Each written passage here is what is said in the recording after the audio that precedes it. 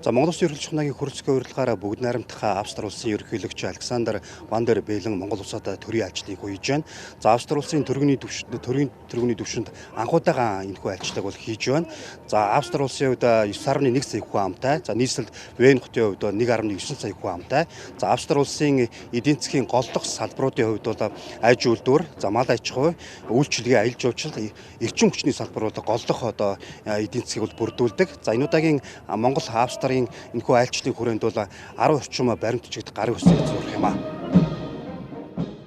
Монгол Улсын ерөнхийлөгч чухнагийн хөрөлсөх гэргийл усан дөржийн болор цэцгийн хамт бүгд найрамдах Австри улсын ерөнхийлөгч Александр Ван дер Бейлен гэргий Дорис Смүдер нарыг Сүхбаатарын талбайд хугтаж авлаа. Төрийн хүндэт харуулын захирагч айлтгал өргөсний дараа хөгжимд хоёр улсын төрийн дудлал ихшгэллээ.